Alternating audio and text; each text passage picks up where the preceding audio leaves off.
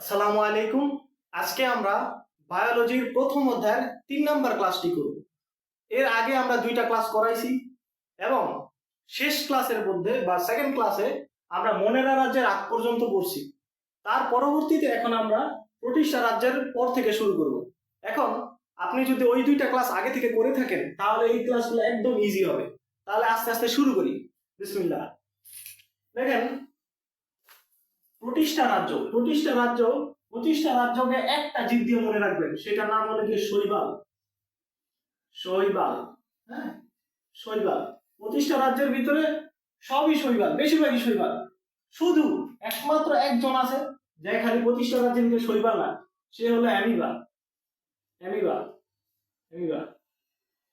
এই কারণে ওই যে থমাস ক্যাপলিয়ার স্মিথ এই প্রতিষ্ঠা রাজ্যকে 2 ভাগে ভাগ করছে, কারণ এই জায়গায় শৈবাল আছে, অ্যামিবাও আছে। ওকে, এটা আগের ক্লাসে পড়াইছি। এখন দেখেন, শৈবাল গুলা, প্রতিষ্ঠা রাজ্য মানে শৈবাল। এখন আমরা শৈবাল দিয়ে বুঝবো। শৈবাল গুলো এককোষী হইতে পারে, তার মানে ওর দেহের ভিতরে একটা কোষই আছে, আর কিছু নয়। হ্যাঁ, বা প্রতিষ্ঠা রাজ্যের ভিতরে ওরা এককোষী হইতে পারে। এই যে এককোষী কি, অ্যামিবাই একটা এককোষী প্রাণী। এই যে এককোষী, হ্যাঁ, প্রতিষ্ঠা রাজ্যের ভিতরে এককোষী কারা? এককোষী দেখবেন অ্যামিবা। অ্যামিবার এরকম কোনো শেপ নাই, ওর ভিতরে একটা নিউক্লিয়াস আছে আর এই যে একটা কোষ। একটা কোষই থাকার কারণে একে বলা হয়েছে এককোষী।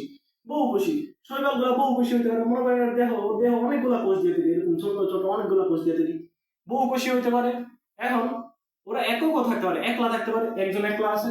আবার ওরা কি করতে পারে, কলোনি আকারে থাকতে পারে, এইভাবে কলোনি একসাথে দলবদ্ধ ভাবে থাকতে পারে।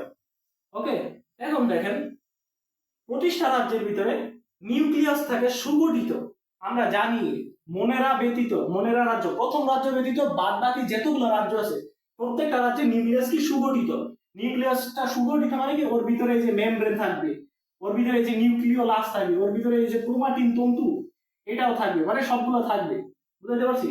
এখন দেখেন খাদ্য, দেখেন তো শৈবাল, শৈবাল শৈবাল দেখতে সবুজ না? আপনি শ্যাওলা দেখছেন, আপনি পাথরের গায়ে দেখবেন যে সবুজ সবুজ সবুজ সবুজ লেগে থাকে, এগুলো শ্যাওলা। বা আপনি পুকুরের উপরে দেখবেন একটা সবুজ একটা লেয়ার থাকে, ওই সবুজ লেয়ারটা হলো গিয়ে শ্যাওলা। এখন এই শ্যাওলা গুলো সবুজ হয় কারণ কি? সবুজ হওয়ার মানে কি, কোন একটা জিনিস যদি, কোন একটা উদ্ভিদ বা কোন একটা জীব সবুজ হওয়ার মানে ওর ভিতরে ক্লোরোফিল আছে। বুঝাইতে পারছি? তার মানে কি, এই যে শৈবাল গুলা, যে শৈবাল গুলার ভিতরে ক্লোরোফিল আছে, ওরা সালোক সংশ্লেষণ করতে পারে এবং নিজের খাদ্য নিজে তৈরি করতে পারে, নিজেই খাদ্য খাদ্য উৎপাদন করতে পারে। হ্যাঁ, কিন্তু এক্সেপশন আছে। এই যে একমাত্র এই এক লোক, এই যে হাই বেজলটা লাগাইছে, অ্যামিবা। অ্যামিবা কি করে? অ্যামিবার তো বললাম, এই যে দেখো, তা আপনি দেখেন, অ্যামিবার দেখো এরকম, ওর ভিতরে একটা নিউক্লিয়াস আছে।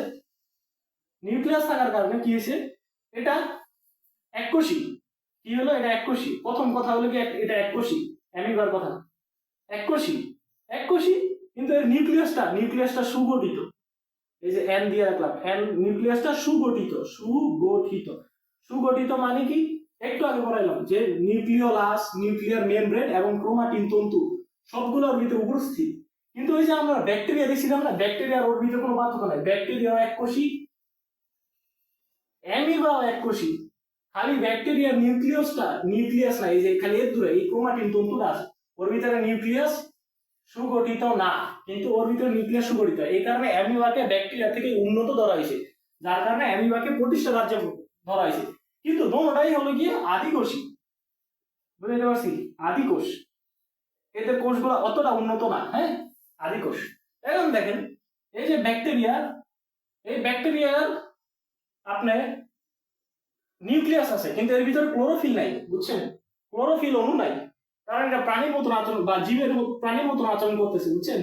এই কারণে অ্যামিবার ভিতরে ক্লোরোফিল না থাকার কারণে এরা নিজের খাদ্য নিজে তৈরি করতে পারে না, যার কারণে অন্য একটা পরজীবীর উপরে বৈশা খাদ্যটাকে শোষণ করে, ওর থেকে রক্ত শোষণ করে বা যে কোনো ভাবে খাদ্য শোষণ করে। ওকে, এখন দেখেন 3 নম্বর হলো কি, মাইটোসিসের মাধ্যমে অযৌন জনন করে। অযৌন জনন কি? যেই জননের মধ্যে মেল আর ফিমেল থাকে না, মেল আর ফিমেলের যে জায়গায় কাহিনী নাই, ওইটা হলো অযৌন জনন। মেল আর ফিমেল ব্যতীত যে কোনো ভাবে জনন হইলে ওটাকে বলা হয় অযৌন জনন। মনে করেন, এই যে একটা একটা শৈবাল, ধরেন একটা শৈবাল, এই একটা শৈবাল কি হলো, ও মাইটোসিস বিভাজন করে প্রথমে ও নিউক্লিয়াসটা বিভাজন করলো। এই যে নিউক্লিয়াস, নিউক্লিয়াসটাকে দুইটা করলো, মনে করেন দুইটা করে ফেলছে, দুইটা করে কি হলো, ওটা সাইটোপ্লাজম বিভাগ হয়ে দুইটা হয়ে গেছে। বুঝতে পারছি? সাইটোপ্লাজমটা বিভাজিত হয়ে দুইটা হয়ে গেছে, তার মানে হুবহু দুইটা দুইটা নতুন শৈবাল উৎপন্ন হয়েছে। এটা হলো অযৌন জনন, কারণ এখানে ডিম্বাণু শুক্রাণু মিলিত হয় না, কিচ্ছু হয় না। বুঝতে পারছি?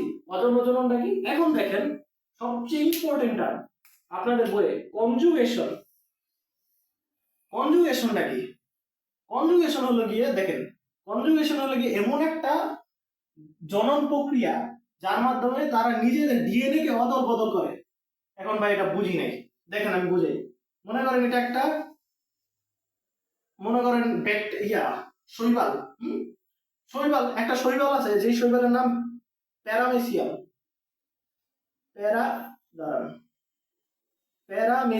প্যারামেসিয়াম।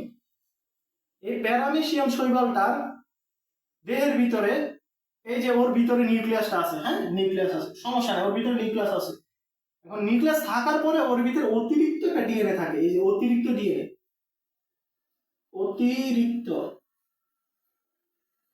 অতিরিক্ত ডিএনএ থাকে ওর ভিতরে। একটা নিউক্লিয়াস তো আছে, কিন্তু ওর ভিতরে অতিরিক্ত একটা ডিএনএ থাকে। এখন ও কি করবে, আরেকটা দূর একটা জায়গা থেকে আরেকটা প্যারামেসিয়াম আসছে, এই যে ও নিজে ছিল এটা, হ্যাঁ নিজে এটা ছিল, ঠিক আছে, আরেকজন দূর থেকে আসে, শিওর ও আরেকটা পরিবেশে বড় হয়েছে, যে শৈবালটা, ওই শৈবালটা আরেকটা পরিবেশ থেকে বড় হয়েছে, আর এ আরেকটা পরিবেশ থেকে বড় হয়েছে, দুইজন আলাদা আলাদা পরিবেশ থেকে বড় হয়েছে।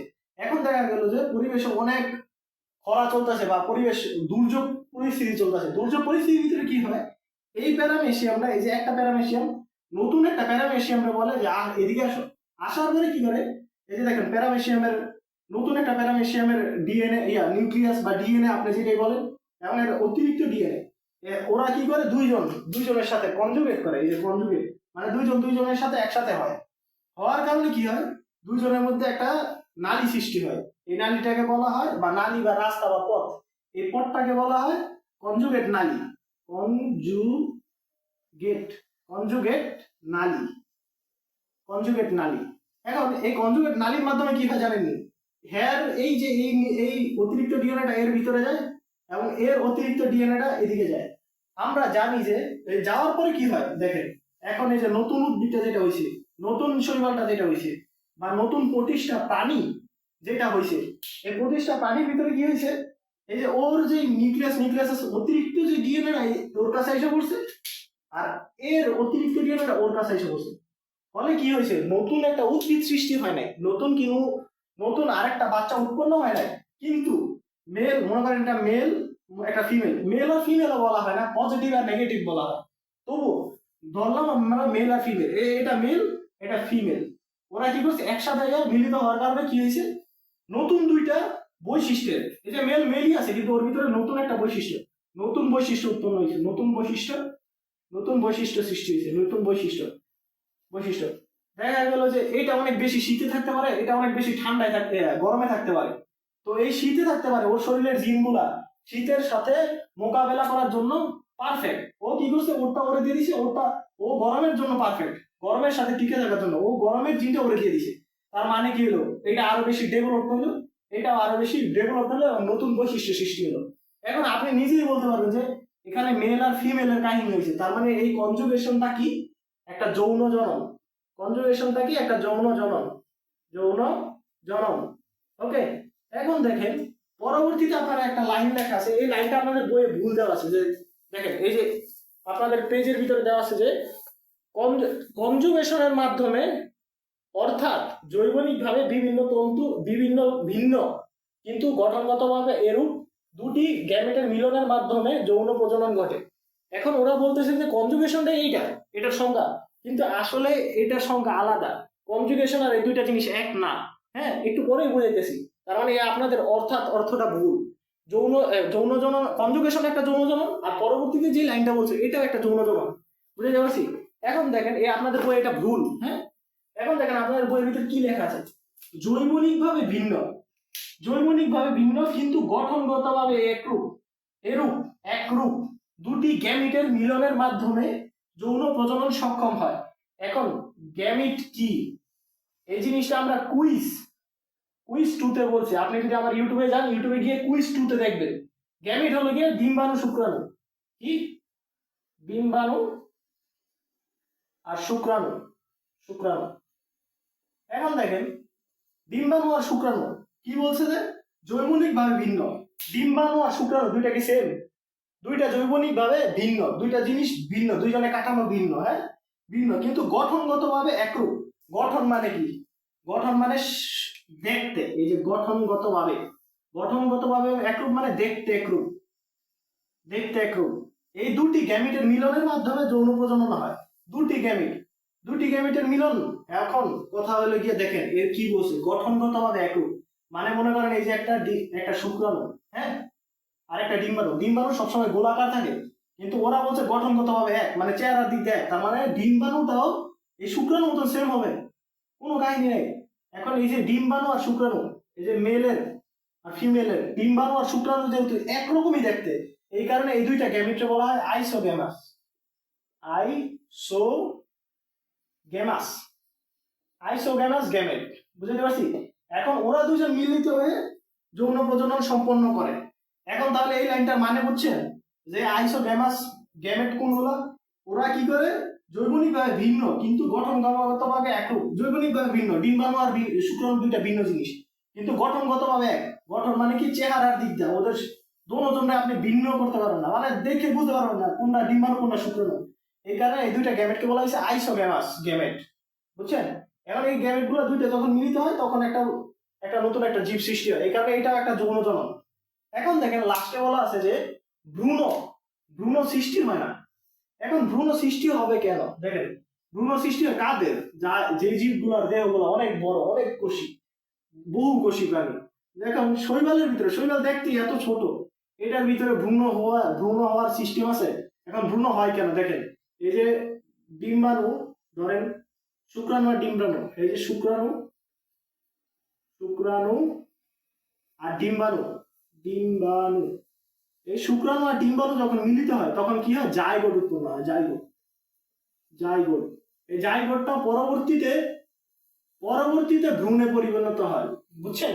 জাইগোটটা পরবর্তীতে আরো বিভাজিত হয়, বিভাজিত বিভাজিত হয়ে ভ্রূণ উৎপন্ন হয়। ভ্রূণটারই পরবর্তীতে একটা মানব দেহ বা একটা জীবের একটা প্রাণীতে পরিণত হয়, হ্যাঁ। কিন্তু শৈবালটা এত ছোট, তো ওর ভ্রূণ দরকার নাই, এই কারণে শৈবালে ভ্রূণ উৎপন্ন হয় না। ওকে, এখন আমরা পড়ব ছত্রাক নিয়ে বা ফানজাই রাজ্য নিয়ে। ফানজাই রাজ্য, ওকে, এই যে ফানজাই রাজ্য, ফানজাই রাজ্য আসলেই একটা জিনিস খালি মাথায় মনে রাখবেন যে ফানজাই হলো গিয়ে ছত্রাক, ছত্রাকের বংশ। আর ছত্রাক জিনিসটা যদি মাথায় আসে তাহলে জাস্ট খালি মাশরুমটা মনে রাখবেন, মাশরুম। এই দুইটা জিনিস যদি মাথার ভিতরে আনতে পারেন তাহলে দেখবেন ফানজাইয়ের প্রত্যেকটা বৈশিষ্ট্য বাড়তেছে। এখন অধিকাংশই স্থলজ, স্থলজ প্রাণী, পানিতে না।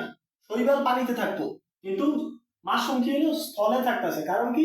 এটা স্থলে, স্থলে থাকা একটা উন্নত বৈশিষ্ট্য, পানিতে থাকা একটা উন্নত বৈশিষ্ট্য।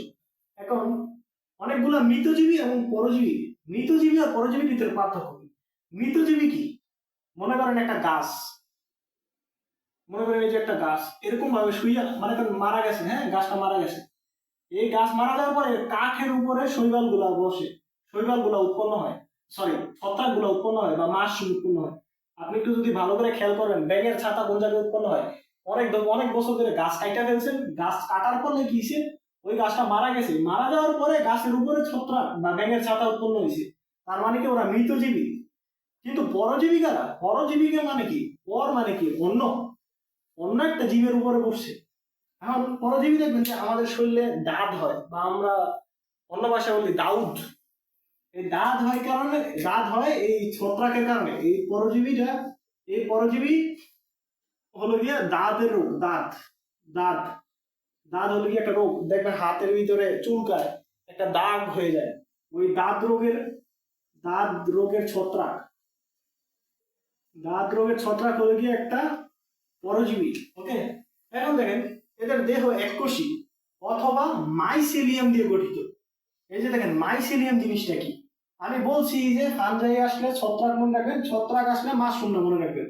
এই যে মাইসেলিয়াম, এই যে দেখেন একটা আমরা মাশরুম রাখি, ধরেন এটা একটা মাশরুম, হ্যাঁ, মাশরুম, মাশরুমের নিচে এই যে সুতার মতো এই জিনিসগুলো থাকে, এইগুলোকে বলা হয় মাইসেলি। মাইসেলি, ওকে। তো মাইসেলি দিয়ে গঠিত, দেহ এককোষী অথবা মাইসেলি দিয়ে গঠিত। এখন দেখেন সবচেয়ে বেশি ইম্পর্টেন্ট হলো কোষ প্রাচীর কাইটিন দিয়ে গঠিত, কাইটিন বস্তু দিয়ে গঠিত। ছত্রাকের কোষ প্রাচীর কাইটিন, কাইটিন ছত্রাকের কোষ প্রাচীর কাইটিন। এই কাইটিন জিনিসটা ডাইরেক্ট মুখস্থ রাখতে হবে, এটা কোনো টিপস নেই। কিন্তু আমি আপনারা বলতে পারি যে এই কাইটিন জিনিসটা কি। এই কাইটিনটা হলো গিয়ে একটা শর্করার আবরণ, বুঝতে পারছি কি কাইটিন জিনিসটা কি? একটা শর্করার আবরণ। শর্করা, শর্করা বা কার্বোহাইড্রেটের শর্করার আবরণ, লেয়ার বা শর্করার লেয়ার। হ্যাঁ, কাইটিন কি? শর্করার লেয়ার। আর আপনাদের আরেকটা টার্ম আসবে কিউটিন।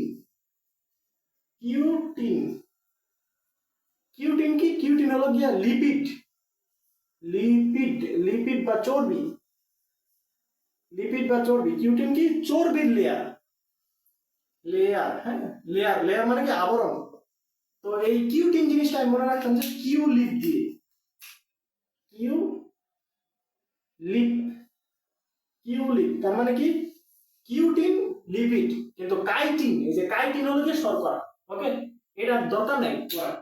খাদ্য গ্রহণ শোষণ পদ্ধতিতে ঘটে। কারণ কি? এই যে মাশরুমটা দিকে তাকান না, মাশরুমটা কিন্তু হলুদ। কোনদিন মাশরুম, সবুজ মাশরুম দেখছেন? সবুজ মাশরুম দেখেন নাই। কারণ কি? এর ভিতরে ক্লোরোফিল নাই। এই কারণেই তো মৃত মানুষের, মৃত জীবের উপরে উপরে জন্মায় বা পরজীবীর সাহায্য নিতে হয়। এই কারণেই ওর কি খাদ্য গ্রহণটা কি শোষণ পদ্ধতিতে ঘটে। ওকে, ক্লোরোপ্লাস্ট নাই, এটা পরে একদম। হ্যাপ্লয়েড স্পোর, এই যে হ্যাপ্লয়েড স্পোর দিয়ে বংশবৃদ্ধি করে। এখন স্পোর জিনিসটা অনেক কমপ্লেক্সি। এখন এতটুকু মনে রাখেন যে স্পোর হলো গিয়ে এমন একটা জিনিস যেখান থেকে সরাসরি বাচ্চা উৎপন্ন করা হয়। এখন দেখেন ছত্রাকের ভিতরে শুধু ছত্রাক নাই, ইস্ট আছে, পেনিসিলিয়াম আছে, মাশরুম আছে। তিনটা জিনিস দেখে তিন রকম। এই যে ইস্ট, যেটা, এই ইস্টটা আপনি খালি চোখে দেখতে পারবেন না। ওই ইস্টটা আমাদের কি হয়? কেক আছে না, কেক, কেক ফুলানোর ক্ষেত্রে ইস্ট, ইস্ট ছত্রাক ব্যবহৃত হয়। আর পেনিসিলিয়াম, পেনিসিলিয়ামটা হলো কি আপনার ভাত বা রুটি, ভাত বা রুটি, এই রুটির উপরে বসে দেখবেন যে রুটি অনেক দিন ধরে রাইখা দিলে রুটির উপরে সাদা সাদা ঝাড়ুর, ঝাড়ুর কি বলে, ঝাড়ুর ওই যে আগা কি, ওকে, এই যেটা বলে যে ঝাড়ুর উপরে, ঝাড়ুর যে শলাটা আছে বা ঝাড়ুর, এই যে দেখায়, আমি জিনিসটা দেখে বলতে পারতেছি না, এই যে ঝাড়ুর এইটা, এইটার মতন দেখায়। হ্যাঁ, এই যে এই পাংখাগুলা, পাংখাগুলার মতন। ওকে, এই পাখাগুলোরে যদি আমরা জুম করেন, এই যে ঝাড়ুর পাখা, এই যে ঝাড়ুর পাখা, এই পাখাগুলো যদি জুম করেন, এই যে একটা পাখা, এই একটা পাখা যদি জুম করেন, তাহলে দেখবেন এই পাখাটা এরকম, এরকম। এই যে এই গঠনটাকে বলা হয় হাইফি, হাইফি। পেনিসিলিয়ামটা কি হয়? ভাত বা রুটির উপরে রাখলে অনেক চোখা চোখা, ঝাড়ুর শলার মতো চোখা চোখা ইয়া থাকে, এই যে সূচের মতন। হ্যাঁ হ্যাঁ, এবার মনে করছি, সূচের মতন সাদা সাদা সাদা সাদা ছত্রাক করে দেয়। কি কারণে পড়ে? এই পেনিসিলিয়াম ছত্রাকটার কারণে পড়ে। ওকে, এখন দেখেন স্পোর জিনিসটা কি। এই যে স্পোর জিনিসটা হলো গিয়ে ওই যে রুটির উপরে বসে না, এই যে রুটি, রুটির উপরে যেই পেনিসিলিয়াম ছত্রাকটা বসে, এই ছত্রাকটাকে যদি আমরা আঁকি, একটা ছত্রাকে মনে করেন এই যে একটা রুটি, রুটির উপরে হালকা হালকা হালকা হালকা হালকা হালকা সাদা সাদা পড়তেছে, সুইয়ের মতো, সাদা সুইয়ের মতো। এখন এই একটা জিনিসকে আমরা জুম করছি, জুম করার কারণে দেখলাম যে এর গঠনটা এরকম। এরপরে এর উপরে এরকম এরকম এরকম এরকম কিছু থাকে। হ্যাঁ, এই যে এরকম, এইগুলা হলো গিয়ে স্পোর। এই যে এইগুলা হলো গিয়ে স্পোর। হ্যাঁ, স্পোর। এই স্পোর দিয়ে কি করবে? এই স্পোর দিয়ে হলো গিয়া সে কোন রকম কোন বাধা বিপত্তি ছাড়া এই স্পোরটা, এই যে একটা স্পোর আপনি যদি ফুইলে একটা জায়গায় ফালাই দেন, এটা থেকে নতুন আরেকটা উদ্ভিদ উৎপন্ন হবে, এই নতুন আরেকটা ছত্রাক উৎপন্ন হবে। ছত্রাক কোন রকম জটিলতা ছাড়া। তার মানে কি এমন একটা জিনিস যেটা থেকে সরাসরি বাচ্চা উৎপন্ন হবে, কোনো জাইগোট টাইগোট কিছু লাগবে না, কোনো ডিম্বাণু শুক্রাণু কিছু লাগবে না, ডাইরেক্ট হয়ে যাবে স্পোর। ওকে, এখন তাহলে এটা গেল। এখন আর কি আছে? ছত্রাক। এই ছত্রাকের ভিতরে বললামই তো, এটা হলো কি ইস্ট, এটা হলো পেনিসিলিয়াম, আর এটা হলো মাশরুম। বুঝাইতে পারছি? তো এই ছিল ছত্রাকের যাবতীয় বৈশিষ্ট্য। এখন আমরা প্লান্টি রাজ্য নিয়ে পড়বো। আগের তিনটা রাজ্য, মনেরা, প্রতিষ্ঠা, ফানজাই, এই তিনটা রাজ্য যদি ভালো করে একটু বুঝেন, তাহলে প্লান্টি রাজ্যে আর বেশি কিছু বলার নাই। এখানে দেখেন প্লান্টি রাজ্যের ভিতরে প্রকৃত নিউক্লিয়াস যুক্ত আমরা জানি প্রথম রাজ্য ব্যতীত চারটাই প্রকৃত নিউক্লিয়াস বিশিষ্ট। এটা শেষ। উন্নত টিস্যুতন্ত্র বিদ্যমান। উন্নত টিস্যুতন্ত্র আগের গুলা ছিল ছোট, কিছু ছিল না ওর ভিতরে, কিন্তু এখনকার যে এই যে প্লান্ট উদ্ভিদের এক্সাম্পলের দিকে তাকাও, উন্নত সবুজ উদ্ভিদ। উন্নত কারা? যাদের কাণ্ড আছে, গাছপালা আছে, এবং ওদের ভিতরে এই যে পানি প্রবেশ করার জন্য ভাস্কুলার বান্ডেল আছে, বা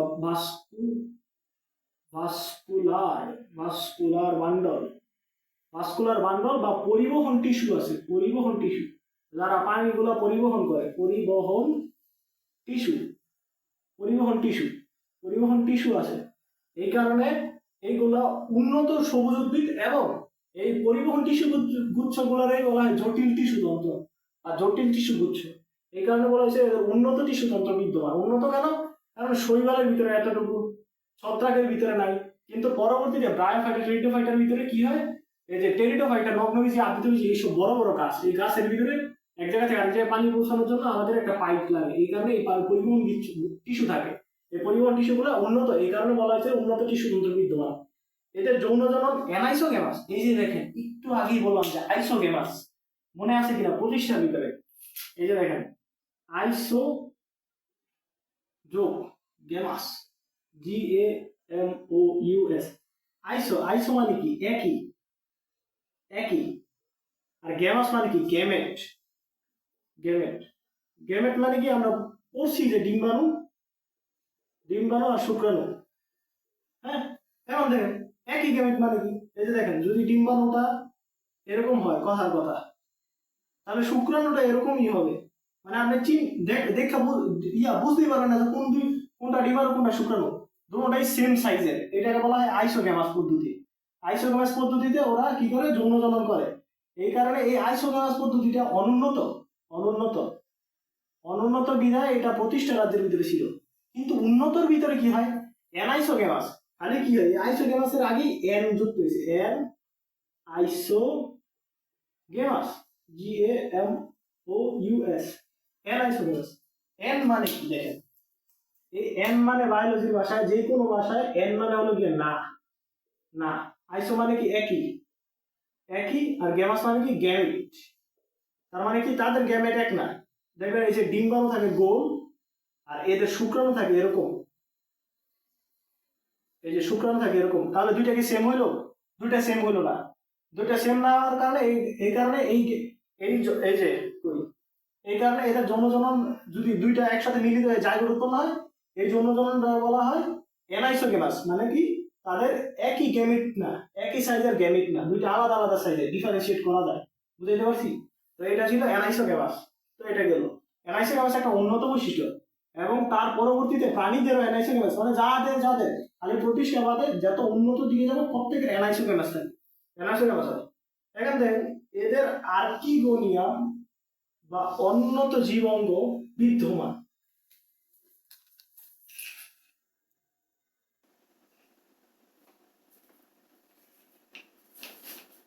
ওকে, এখন আমরা দেখবো যে এদের আর্কিগোনিয়াম অনুন্নত স্ত্রী জননাঙ্গ বিদ্যমান। এদের আর্কিগোনিয়াম বা অনুন্নত স্ত্রী জননাঙ্গ বিদ্যমান। এখন বুঝেন, একটা ফুলের ভিতরে গর্ভাশয় থাকে না? গর্ভাশয়, ফুলের ভিতরে গর্ভাশয় থাকে, এবং এই গর্ভাশয় থেকে ডিম্বাণু উৎপন্ন হয়। কিন্তু কিছু কিছু অনুন্নত উদ্ভিদ আছে, এই যে ব্রায়োফাইটা আছে না, এই ব্রায়োফাইটাটা অনুন্নত, এই বাদবাকিগুলো উন্নত। এই অনুন্নত গুলোর ভিতরে কি হয়? এই যে এই সিস্টেমটাই নাই, জাস্ট একটা থলি আছে, আর কিছু নাই। এই থলিটা অনুন্নত। এই থলি থেকে একটা ডিম্বাণু উৎপন্ন হয়, জাস্ট একটা। এই একটা ডিম্বাণু উৎপন্ন হয় দেখে এই থলিটাকে বলা হয় আর্কিগোনিয়াম।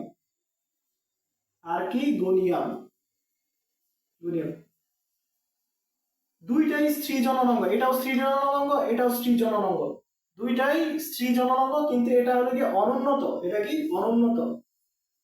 অনুন্নত, কারণ ওইটা অতটুকু ডেভেলপ হয় না এইসব উদ্ভিদে। এই কারণে অনুন্নত স্ত্রী জননাঙ্গ বিদ্যমান। দুইটা থেকেই ডিম্বাণু উৎপন্ন হয়। ওকে, এখন দেখেন, ভ্রূণ সৃষ্টি হয় এবং তা থেকে ডিপ্লয়েড দশা পর্যায় শুরু হয়। আরে ইয়াটা করি, এই যে ডিপ্লয়েড দশা পর্যায় শুরু হয়। এখন দেখেন ডিপ্লয়েড দশা পর্যায়টা কি। এখন দেখেন আমাদের কোষ, এই কোষটা যদি একটা কোষে n সংখ্যক ক্রোমোজোম থাকে তাহলে সেটা হলো হ্যাপ্লয়েড, এগুলো পরবর্তীতে পড়ানো হবে হ্যাপ্লয়েড। আর যদি কোনো একটা কোষে 2n সংখ্যক ক্রোমোজোম থাকে তাহলে সেটা হলো গিয়ে ডিপ্লয়েড, ডিপ্লয়েড, হ্যাঁ ডিপ্লয়েড। এখন দেখেন এদের ক্ষেত্রে এই যে আপনি যত শৈবাল দেখলেন, শৈবাল একটা এককোষী জীব, ওই এককোষীগুলো n সংখ্যক হয়, হ্যাপ্লয়েড সংখ্যক হয়, বুঝতে পারছি। ওদের দেহের ভিতরে এক সেট ক্রোমোজোম থাকে। কিন্তু এই যে উন্নত উদ্ভিদগুলার তো ডিম্বাণু উৎপন্ন হয়, ডিম্বাণু আর শুক্রাণু, শুক্রাণু। এখন ডিম্বাণু আর শুক্রাণু কিভাবে উৎপন্ন হয়, কি উৎপন্ন হয় আপনারা কোথায় পাবেন? কুইজ 2 এর সলিউশনে দেখবেন। কুইজ 2 এর সলিউশনটা দেখলে আপনি বুঝবেন যে ডিম্বাণু একটা এন সেট বিশিষ্ট বা এক সেট ক্রোমোজোম বিশিষ্ট এবং শুক্রাণু এক সেট ক্রোমোজোম বিশিষ্ট। শুক্রাণু এবং ডিম্বাণু যখন মিলিত হয় তখন যে জাইগোটটা উৎপন্ন হয় সেটা 2 সেট বিশিষ্ট হয়। এই জাইগোট 2 সেট বিশিষ্ট হয় এবং এখান থেকে কি হয়, এই 2 সেট বিশিষ্ট হওয়া মানে কি এখান থেকে ডিপ্লয়েড দশা শুরু হয়েছে। ডিপ্লয়েড ডিপ্লয়েড দশা শুরু। এর আগে শৈবাল, ছত্রাক এগুলোর ভিতরে ডিপ্লয়েড দশা ছিল না, কারণ এরা অনুন্নত ছিল, এদের দেহে এন সংখ্যক বা হ্যাপ্লয়েড সংখ্যক ক্রোমোজোম ছিল, বুঝতে পারছি। এরাই প্রথম এই প্লান্টি উদ্ভিদ, প্লান্টি মানে কি সব গাছ, এই ব্রায়োফাইটার থেকে শুরু করে সবগুলা। ব্রায়োফাইটার আগে দিয়েছিল ছত্রাক পর্যন্ত ডিপ্লয়েড দশা হয়নি, কিন্তু ব্রায়োফাইটার পরবর্তীতে এগুলা ডিপ্লয়েড দশা হওয়া শুরু করছে। ওকে, তো পরবর্তীতে আসেন যে ব্রায়োফাইটা, টেরিডোফাইটা, নগ্নবীজী, আবৃতবীজী। আপনাদের প্রথম ক্লাসে পড়ানো হয়েছিল যে এর অনুন্নত থেকে উন্নত কিভাবে গেছে। দেখেন ছত্রাক ছিল প্রথমে। ছত্রাক কি? ছত্রাক ফানজাই উদ্ভিদের, ফানজাই রাজ্যের অন্তর্গত, তাহলে ছত্রাকের কাহিনী বা ছত্রাকের পরবর্তীতে এই যে ব্রায়োফাইটা, টেরিডোফাইটা, নগ্নবীজী, আবৃতবীজী। ব্রায়োফাইটা আর টেরিডোফাইটার ভিতরে পার্থক্য কি? ব্রায়োফাইটা হলো গিয়ে একদম ছোট, এই যে হালকা মাটির উপরে হালকা একটু দাঁড়াইছে। টেরিডোফাইটা কি? আর একটু উন্নত, এই যে এইভাবে ওই যে ঢেকি শাকের মতন থাকে, হ্যাঁ ঢেকি শাক হলো গিয়ে টেরিডোফাইটা। তো এটা আরেকটু উন্নত হয়েছে এবং এদের এই জায়গায় পানি পৌঁছাতে গেলে আমাদের একটা পাইপ লাগে, এই পরিবহন গুচ্ছ লাগে, পরিবহন গুচ্ছ বা পরিবহন টিস্যু থাকে, টিস্যু গুচ্ছ লাগে, টিস্যু গুচ্ছ। এই পরিবহন টিস্যু গুচ্ছগুলা কি করে, বা পরিবহন টিস্যুগুলা এই মাটির থেকে যে পানিগুলা নিছে, এই পানিগুলা কি করে প্রত্যেকটা পাতায় পাতায় শিরায় নিয়ে যায়। এই পরিবহন টিস্যুগুলা কোনগুলো? জাইলেম আর ফ্লোয়েম। এগুলা পরবর্তী চ্যাপ্টারে পড়ানো হবে, এখন আপাতত ধারণা নিয়ে রাখে। তার মানে কি ব্রায়োফাইটার ভিতরে জাইলেম ফ্লোয়েম নাই, কিন্তু এই টেরিডোফাইটা জাইলেম ফ্লোয়েম আছে, এই কারণে এটা বেশি উন্নত। টেরিডোফাইটার থেকে নগ্নবীজী বেশি উন্নত, কারণ কি নগ্নবীজী গাছটা অনেক বড় থাকে এবং এটার কাণ্ড অনেক শক্ত থাকে, অনেক কিছু থাকে, কিন্তু এটা তো কাণ্ড নরম বা এটা অনেক ছোট। তার মানে কি এই জিনিসটা নগ্নবীজী উদ্ভিদটা আরো বেশি উন্নত। কারণ আবৃতবীজী, এটার বীজ নগ্ন, এটার বীজ আবৃত, এটা দ্বারাই পার্থক্য করা যায় যে আবৃত বীজটা আরেকটু উন্নত হবে। এবং পরবর্তীতে আবৃত বীজ থেকে একবীজপত্রী এবং দ্বিবীজপত্রী উদ্ভিদ জন্ম নিয়েছে, দ্বিবীজ। এইভাবে ইভলভ হয়েছে জীবগুলা। এখন আপনাদের বইয়ের ভিতরে এইভাবে না দিয়ে কি বলছে ওরা দেখেন, একটু দেখলে বুঝতে পারবেন। এই যে প্লান্টিটার কি বলছে? ব্রায়োফাইটা মানে কি? মশবর্গীয় উদ্ভিদ, মশবর্গীয়। ওকে ঠিক আছে, কিন্তু এই জায়গায় টেরিডোফাইটা না দিয়ে ট্রাকিওফাইটা দিছে। কিসের উপর ভিত্তি করে এই দুইটা ভাগে ভাগ করছে জানেন? এই যে পরিবহন টিস্যু, মনে করেন পরিবহন টিস্যু আপনি বুঝেনি না, পরিবহন টিস্যু হলো একটা পাইপ। দেখেন ব্রায়োফাইটার ভিতরে পাইপ দরকার আছে, ও ডাইরেক্ট নিচে পানি, মাটির নিচে থেকে পানিটা শোষণ করতে পারে। এই কারণে ওর ভিতরে কি নাই? পরিবহন টিস্যু গুচ্ছ নাই। হ্যাঁ, আর বাদ বাকি যতগুলো উদ্ভিদ আছে প্রত্যেকটা উদ্ভিদে পরিবহন টিস্যু গুচ্ছ আছে, পরিবহন টিস্যু বিদ্যমান। এই কারণে এগুলোকে ট্রাকিওফাইটা বলছে। এবং ট্রাকিয়া হলো গিয়ে পরিবহন টিস্যু গুচ্ছের সাথে জড়িত। পরিবহন কি মানে কি? একটা জায়গা থেকে আরেক জায়গায় নিয়ে যাওয়া, এটাই তো পরিবহন। এই কারণে এদের ট্রাকিওফাইটা বলা হয়েছে। ফাইটা মানে উদ্ভিদ, ফাইট মানে উদ্ভিদ। এখন দেখেন ট্রাকিওফাইটাকে 3 ভাগে ভাগ করছে, এই যে টেরিডোফাইটা, নগ্নবীজী, আবৃতবীজী। বুঝতে পারছি? ওরা একটা লাইন কম লিখছে। এখন দেখেন আমরা কি করবো, আমরা ওদেরটাই পড়বো, কিন্তু দেখেন খেলা মারবো। ব্রায়োফাইটা থেকে টেরিডো থেকে নগ্নবীজী থেকে আবৃতবীজী। এখন দেখেন টেরিডোফাইটা, এটা হলো কি ইংলিশ নাম, আর এটার বাংলা নাম হলো গিয়ে ফার্নবর্গীয়। এই যে আপনাদের প্রথম ক্লাসে পড়ানো হয়েছে। এখন আমি ফার্নবর্গীয় থেকে একটু নিচে নগ্নবীজি দেখছি, কারণ কি জানেন, এটা থেকে এটা বেশি উন্নত নগ্নবীজি, এবং নগ্নবীজি থেকে আবৃতবীজি উন্নত।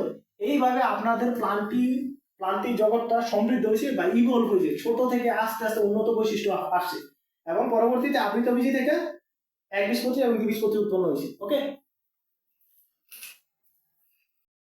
এখন আমাদের অ্যানিমিলিয়া রাজ্য নিয়ে পড়ার কথা, কিন্তু অ্যানিমিলিয়া রাজ্য নিয়ে বেশি কিছু বলার নাই। এই কারণে দুইটার পার্থক্য বলে দিই। প্লান্টি আর অ্যানিমিলিয়ার ভিতরে পার্থক্য কি? প্লান্টি আর অ্যানিমিলিয়ার ভিতরে পার্থক্য আপনার বোঝা সেম। প্লান্টি মানে কি? প্রাণীর উদ্ভিদ উদ্ভিদ উদ্ভিদ প্লান্টের ভিতরে কি আছে? সব উদ্ভিদ আছে। আর অ্যানিমিলিয়ার ভিতরে কি আছে? সব প্রাণী আছে। তার মানে উদ্ভিদ আর প্রাণীর বৈশিষ্ট্যগুলাই প্লান্টি আর অ্যানিমিলিয়ার বৈশিষ্ট্য। এটা আপনাদের 1 নম্বর অধ্যায়ে পড়ানো হয়েছিল যে উদ্ভিদ আর প্রাণীর ভিতরে পার্থক্য কি। তবুও আরেকবার বলে দিই, উদ্ভিদের নিউক্লিয়াস আছে সুগঠিত, অ্যানিমিলিয়ার নিউক্লিয়াস আছে সুগঠিত। মনে রাখা সবার নিউক্লিয়াস সুগঠিত, তার মানে এটা শেষ। বহুকোষী, লাইটিও বহুকোষী। একটা কোষ থেকে, একটা গাছের একটা কোষ থেকে বড় বড় অনেকগুলো কোষ হয়ে একটা পুরো একটা দেহ তৈরি হয়। অ্যানিমিলিয়া আমাদের শরীরে এরকম ভাবে উৎপন্ন হয়, তো এটা সমস্যা নেই। এই যে প্লাস্টিকটা কি? প্লাস্টিক থাকে উদ্ভিদে, যার কারণে উদ্ভিদে থাকার কারণে কি হয়, ওরা নিজের খাদ্য নিজে তৈরি করতে পারে। এই কারণে ওদের সালোক সংশ্লেষণ হয়। সালোক সংশ্লেষণ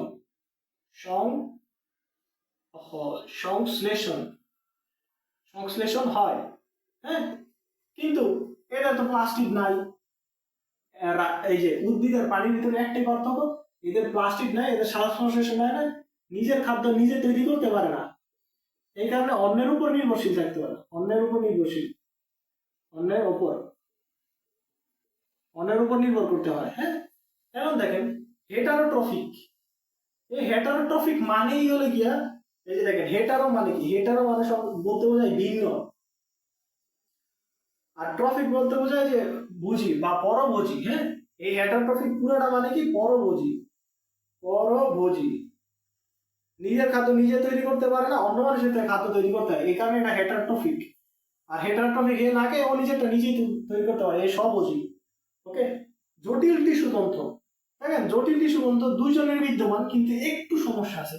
এই যে প্লান্টিং একটা গাছের ভিতরে জটিল টিস্যু তন্ত্র কি? ওই যে পাইপগুলো এইভাবে গিয়ে প্রত্যেকটা গাছে পানি পৌঁছাইতেছে, এগুলোকে বলা হয় জটিল টিস্যু তন্ত্র, বা পরিবহন গুচ্ছগুলোকে বলা হয় জটিল টিস্যু তন্ত্র। পরিবহন টিস্যুগুলো কোনগুলো? জাইলেম আর ফ্লোয়েম।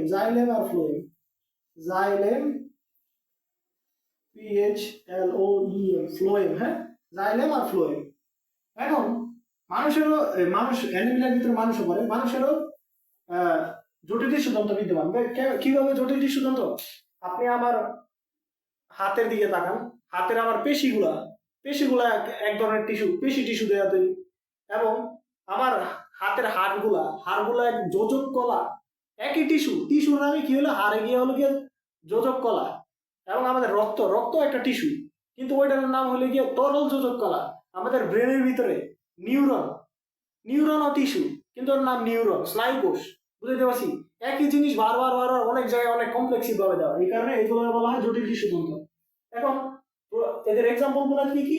প্রোটোজোয়া ব্যতীত সকল মেরুদণ্ডী ও অমেরুদণ্ডী প্রাণী। প্রোটোজোয়া কি আমরা পড়ছি আগে। এই যে দেখেন থমাস ক্যাভলিয়ার স্মিথ কি বলছিল? প্রতিষ্ঠাকে 2 ভাগে ভাগ করছিল, 2টা রাজ্যে ভাগ করছিল, প্রতিষ্ঠাকে 2টা রাজ্যে ভাগ করছিল। এটাও রাজ্য, ওইটা রাজ্য। একটা প্রোটোজোয়া, একটা হলো ক্যানিস্ট্রা। এই ছিল একদম প্রত্যেকটা রাজ্যের ডেফিনেশন, প্রত্যেকটা রাজ্যের বৈশিষ্ট্য। আশা করি আপনাদের আর ভুল হবে না। ওকে, এখন আমরা আপনাদের শ্রেণীবিন্যাসের বিভিন্ন ধাপ নিয়ে আলোচনা করব। শ্রেণীবিন্যাসের বিভিন্ন ধাপ। এখন শ্রেণীবিন্যাসের বিভিন্ন ধাপের আগে একটা টার্ম আছে, হায়ারার্কি বা নেস্টেড হায়ারার্কি। হায়ারার্কি মানে কি? স্তরে স্তরে ক্ষমতার বন্টন। এখন ভাই বুঝলাম না, স্তরে স্তরে ক্ষমতার বন্টনটা কি? মনে করেন আপনি একটা রাজ্যের রাজা। ওই রাজ্যের রাজা হওয়ার পরে কি হলো? দেখা গেল যে ওই রাজ্যের ভিতরে এমন কিছু প্রাণী আছে যেই প্রাণীগুলো উঠতে পারে। আপনার রাজ্যের ভিতরে মনে করেন 200 প্রকার প্রাণী আছে, কিন্তু 200-র ভিতরে 5 প্রকার প্রাণী উড়তে পারে। তার মানে কি? আপনি ওই 200 প্রকার প্রাণীর ভিতরে 5 প্রকার প্রাণীকে আলাদা করলেন, আলাদা একটা মর্যাদা দিলেন যে এরা উড়তে পারে, এদের একটা আলাদা একটা নাম রাখলেন। নাম রাখার পরে কি হলো, এই প্রথম যেই প্রত্যেকটা উদ্ভিদ প্রত্যেকটা প্রাণী ছিল, প্রত্যেকটা প্রাণী থেকে দ্বিতীয় নাম্বার যেই ধাপটা দিলেন, এই ধাপের ভিতরে প্রাণীর সংখ্যা কমে গেছে, কিন্তু ওদের নতুন একটা ক্ষমতা যোগ হয়েছে। হ্যাঁ, এখন এই 5 প্রকার প্রজাতির ভিতরে আপনি দেখলেন যে কিছু আছে অনেক বড় এবং শক্তিশালী, এবং এই কিছু সংখ্যা হলো 3 জন বা 3 প্রকার প্রাণী আছে যারা অনেক বেশি শক্তিশালীও এবং উড়তেও পারে। তার মানে কি আপনি আরো স্পেসিফিক ভাবে বলে দিলেন যে শুধু 3 প্রকার প্রাণী আছে যেই প্রাণীগুলো শক্তিশালী, বড় এবং ওদের কি হয়, এরা উড়তেও পারে। তো ওদের দিলেন আরেকটা নাম। এখন আরেকটা নাম দেওয়ার কারণে কি হলো, ওই যে প্রাণী ছিল 500 প্রজাতি বা 300 প্রজাতি, যত বেশি প্রাণী ছিল ওই প্রাণী থেকে আস্তে আস্তে বা 100 প্রজাতি, এই আস্তে আস্তে কমতে কমতে 3 প্রজাতির হিসাব করছে। তার মানে কি যত শ্রেণীবিন্যাসের নিচের ধাপে যাইবেন প্রজাতির সংখ্যা কমবে, কিন্তু প্রজাতির গুণ বা অ্যাবিলিটি বা ক্ষমতা বাড়বে। এই স্তরে স্তরে প্রজাতিগুলা বা জীবগুলা বা প্রাণীগুলাকে বিন্যাস করাকেই বলা হয় নেস্টেড হায়ারার্কি। নেস্টেড মানে পাখির বাসা। পাখির বাসা আপনি যদি কোনদিন খুলে দেখেন, তার মানে লেয়ারে লেয়ারে এরকম লেয়ার, অনেকগুলো লেয়ার থাকে পাখির বাসায়, বুঝতে পারছি? এই স্তরে স্তরে ক্ষমতা, এই যে হায়ারার্কি মানে ক্ষমতার বন্টন, এই পাখির বাসা যেমন লেয়ারে লেয়ারে থাকে, ক্ষমতা গুলাও এভাবে লেয়ারে লেয়ারে বন্টন করার নামই হলো গিয়ে নেস্টেড হায়ারার্কি। যদি পরীক্ষায় প্রশ্ন আসে, প্রাণী জগতের অ্যানিমিলিয়া রাজ্যের বা প্রাণী জগতের জীবকে প্রাণী জগতের সকল প্রাণীকে বা জীবকে যাই বলেন, স্তরে স্তরে তাদের ক্ষমতার উপর ভিত্তি করে স্তরে স্তরে বিন্যস্ত করাকে নেস্টেড হায়ারার্কি বলে। এই যে দেখেন kingdom, phylum, class, order, family, genus, species, এইগুলা হলো গিয়ে আপনার প্রত্যেকটা নাম দেওয়া হয়েছে একটার পরে একটা। হ্যাঁ, এই ধাপে ধাপে সাজানো হয়েছে। এখন দেখেন আরেকটু সোজা করে বলি যে কিভাবে হয়। ধরেন মেটাফরিক অর্থে বুঝাই। মনে করেন আপনি স্কুলে গেছেন, আপনার স্কুলের সেকশনটা হলো গিয়ে এ, না সরি আবার বলি, দেখেন মনে করেন আপনি স্কুলে গেছেন, স্কুলে যাওয়ার পরে স্কুলে ছুটি দিল, ছুটি দেওয়ার পরে আপনি যখন হাঁটতেছেন নিচে নামার সময়, হ্যাঁ, গেটের সামনে আসার পর দেখলেন যে একজন হঠাৎ করে আপনার স্কুলের জানালা ভাঙিয়ে ফেলছে, জানালা ভাঙিয়ে দৌড় দিছে। এবার আপনি নিজে দেখছেন, দেখার পরে কি হলো, পিছনে একটা স্যার ছিল, স্যার ভালো করে খেয়াল করে নাই, কিন্তু স্যার এসে চিল্লাই গেছে, আর আপনি বললেন যে স্যার আমি জানি, আমি ওই ছেলেটাকে দেখছি এবং ও আমাদের সেকশনের। তাহলে এখন স্যার কি করছে, আপনাকে ওই ওই ছেলে সরি ওই মানুষটাকে আইডেন্টিফাই করার জন্য কি বললো যে তোমার সেকশনটা কি। ও ছেলে বললো যে আমার সেকশন SEC, সেকশন এ। তার মানে কি হলো, সেকশন এ বললে আমরা একটা জায়গা ফিক্স করে দিলাম যে সেকশন এর ভিতরে থাকতে পারে। ওকে, এখন দেখেন সেকশন এর ভিতরে স্যারে স্যারে বললো সেকশন এ, আচ্ছা সেকশন এর ভিতরে 150 জন স্টুডেন্ট আছে। এখন দেখেন 150 জন স্টুডেন্ট আছে, এখন স্যারে আপনার থেকে এই 150 জন স্টুডেন্টে চেক করতে পারবে না, এখন আপনার থেকে আরো চাইতেছে যে ওর আর কি কি কি বৈশিষ্ট্য ছিল। এখন আপনি বললেন যে স্যার 150 জন তো ছিল, 150 জনের ভিতরে এই ছেলেটা ইয়াটা ছিল, যে মেয়ে ওই ইয়াটা ছিল, যে গ্লাসটা ভাঙছে বা যে জানালাটা ভাঙছে, ও ছিল ছেলে। ছেলে ছেলে ওর একটা বৈশিষ্ট্য যোগ হয়েছে না। এখন দেখেন 150 জনের ভিতরে ছিল 60 জন ছেলে, আর বাদ বাকি 90 জন মেয়ে, 90 জন মেয়ে আর 60 জন কি ছেলে। তার মানে কি হলো, আপনি 150 জন থেকে 90 জন আগেই বাদ দিয়ে দিলেন। এখন আপনার আইডেন্টিফাই করা অনেক সোজা। এবং দেখেন সেকশন এর ভিতরে 150 জন ছিল, ছেলে কয়জন আসছে, ছেলে আসছে 60 জন। 150 জন ছিল, আপনি কি করছেন 60 জন বানাইলেন বা 60 জন আইডেন্টিফাই করছেন, কিন্তু ওদের একটা বৈশিষ্ট্য যোগ হয়ে গেল যে এরা ছেলে। এখন আপনি স্যারে জিজ্ঞাসা করতেছে ছেলে তো 60 জন, 60 জন তো বার করা কঠিন, আরেকটু বলো এই ছেলে কি কালো নাকি ফর্সা। আপনি বললেন কালো। কালো, হ্যাঁ। এখন স্যার কি করলো, আইসিটি রুমে গিয়ে দেখলো যে কালো ছেলে আছে 60 জনের ভিতরে, কালো ছেলে আছে হলো গিয়ে 12 জন। 12 জন, তার মানে কি হলো, সাড়ে 60 জন থেকে 12 জন বাদ দিয়ে দিল, 12 জন রাখলো, বাদ বাকি 48 জন, 48 জন বাদ। বুঝতে পারছি, তার মানে ওরা আরেকটা বৈশিষ্ট্য যোগ হলো, কিন্তু মানুষ কমে গেল। স্যারের জন্য সহজ এখন 12 জন থেকে বার করা। এখন স্যার আরেকটু জিজ্ঞাসা করতেছে এই ছেলেটা কি লম্বা ছিল নাকি খাটো ছিল। এখন আপনি জানতেন যে আপনি দেখছেন তো ছেলেটাকে, এই জন্য আপনি বললেন যে এই ছেলেটা লম্বা ছিল। লম্বা। এখন স্যার ওদের হাইট, ওদের স্পোর্টস ক্লাবের হয়তো অংশগ্রহণ করছে, ওদের হাইট দেখে দেখলো যে এরকম আছে 5 জন যারা লম্বা এবং প্রত্যেকটা বৈশিষ্ট্য মিলে যায়, কালো ছেলে, কালো এবং ওরা লম্বা। এখন স্যারের জন্য আরো স্পেসিফিক করা সহজ। এখন স্যার আরেকটু জিজ্ঞাসা করবে, লম্বা তো ঠিক আছে, এই ছেলেটা কি মোটা নাকি খাটো? আপনি মোটা নাকি চিকন? তাহলে আপনি বলেন যে এই ছেলেটা চিকন। চিকন। এখন হইলো গিয়া স্যার কি করলো, ও ল্যাপটপে বা কম্পিউটার সার্চ দিয়ে দেখলো যে 5 জনের থেকে মাত্র আছে 3 জন যারা একদম প্রত্যেকটা বৈশিষ্ট্য আছে, এবং এর ভিতরে সবগুলো এই 3 জনের ভিতরে এই লম্বাও আছে, কালো আছে, ছেলে আছে, প্রত্যেকটা ক্ষমতা আছে, মানে ক্ষমতা বাড়তেছে ওদের বা বৈশিষ্ট্য বাড়তেছে। এখন আপনারা দেখাইলো যে ভাই এই যে দেখো তো এই 3টে ছেলের ভিতরে একটা কিনা, হ্যাঁ আপনি চিনতে পারছেন এবং আপনি বার করে ফেলতে পারছেন। শ্রেণীবিন্যাসের দাগটা এরকম, যত শ্রেণীবিন্যাসের নিচের দিকে যাব, এই যে দেখেন যত নিচে যাবো, নিচে গেলে কি হবে, আমাদের প্রাণীর সংখ্যা কমবে বা প্রজাতি হ্যাঁ প্রজাতি কি জীব হইতে পারে, উদ্ভিদ হইতে পারে, বুঝতে পারছি? প্রজাতির সংখ্যা কি কমবে। প্রজাতি বলতে বোঝায় মানুষই দিয়ে হবে, হ্যাঁ মানুষের সংখ্যা কমতেছিল না, কিন্তু মানুষের বৈশিষ্ট্যগুলো বাড়তেছিল। এই কারণে বলতেছিল যে ক্ষমতা বৃদ্ধি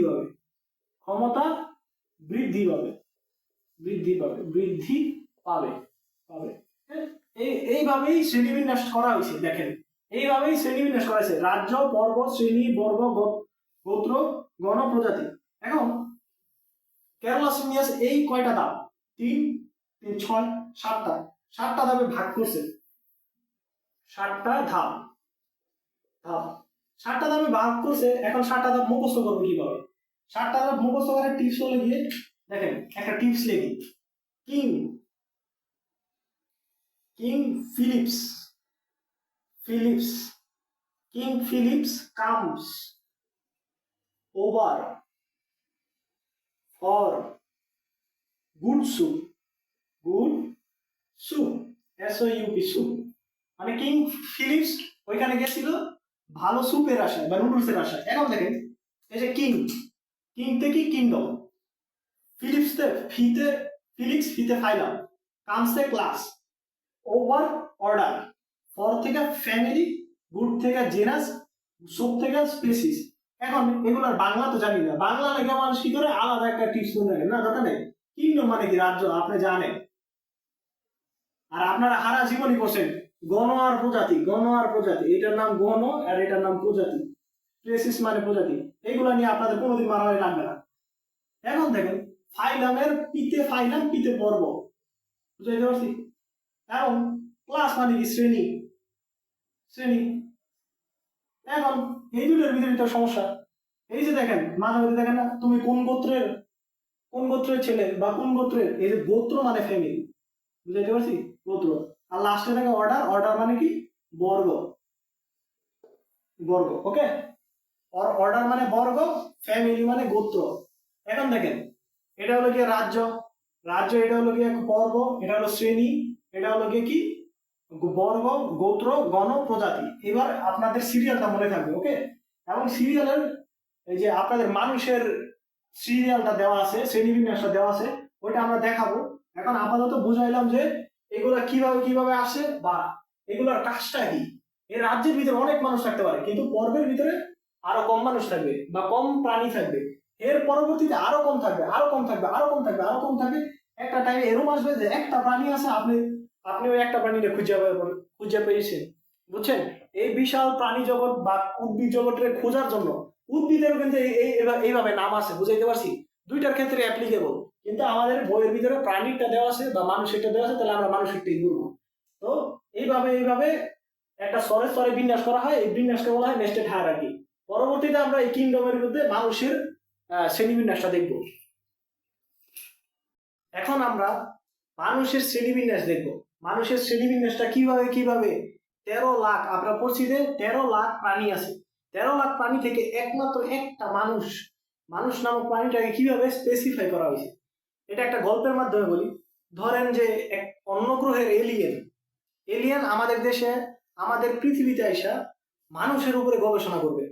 এখন একটা এলিয়েন পৃথিবীতে আসার পরে দেখলো যে ভাই এই জায়গায় 13 লাখ প্রাণী, ভাই কোনটা মানুষ আমি তো চিনি না। এখন তো ওর মাথা নষ্ট। পরে ও গেল ফেরত গেল, ফেরত যাওয়ার পরে কি করলো, ও চিন্তা ভাবনা করলো যে হ্যাঁ আমি 13 লাখ থেকে একটা মাত্র জীব, যে জীবটা হলো মানুষ, মানুষে ভার করবো কিভাবে। ও কি করলো, বায়োলজি বইটা নিয়ে পড়তে বসলো। বসার পরে দেখলো যে মানুষের শ্রেণীবিন্যাস দেওয়া আছে, যে মানুষের কি কি বৈশিষ্ট্য আছে, ওইটা ওইটা ওইটা ওইটা স্পেসিফিক ভাবে ওই ওই প্রাণীর ভিতরে মানুষের যে বৈশিষ্ট্যগুলো আছে ওই বৈশিষ্ট্যগুলো অন্যান্য প্রাণীর ভিতরে আছে কিনা, যে যে প্রাণীর ভিতরে নাই ওইগুলো বাদ দিত। বাদ দিয়ে আস্তে আস্তে ছাইকা ছাইকা ছাইকা ছাইকা যে লাস্টে থাকবে ওইটাই মানুষ। এইভাবে ওরা কি করছে, চিন্তা ভাবনা করে শ্রেণীবিন্যাস করছে। এখন দেখেন ওরা শ্রেণীবিন্যাসের ভিতরে দেখেন এলিয়েনে কি করছে, প্রথমে পড়লো যে মানুষ যে রাজ্যে, ওই রাজ্যের ভিতরে ওই রাজ্যের প্রাণীগুলার কোষগুলা সুকেন্দ্রিক মানে কি, ওই রাজ্যের প্রাণীগুলার, ওই রাজ্যে যেই যতগুলো প্রাণী আছে প্রাণীগুলার কোষের ভিতরে কি থাকবো, নিউক্লিয়াস থাকবো, নিউক্লিয়াস গুলো সুগঠিত থাকবো। তার মানে কি, এই যে 13 লাখ প্রাণী, 13 লাখের ভিতরে এই যে সুকেন্দ্রিক কোষ, এই একটা লাইন দ্বারা বুঝাই দিছে যে এই জায়গায় ব্যাকটেরিয়া তো 100 বছর হইতো না, ব্যাকটেরিয়া হইতো না। হ্যাঁ, কারণ ব্যাকটেরিয়া চোখে দেখা যায় না, আর এটা হলো আদি কোষ, তার মানে ব্যাকটেরিয়া হবে না। 13 লাখের ব্যাকটেরিয়া বাদ দিয়ে দিলাম, ব্যাকটেরিয়ার যত প্রজাতি আছে বাদ দিয়ে দিলাম। হ্যাঁ, এখন দেখেন বহুকোষী হলে গিয়ে শৈবাল ছত্রাক হইল না, তার মানে শৈবাল ছত্রাক বা।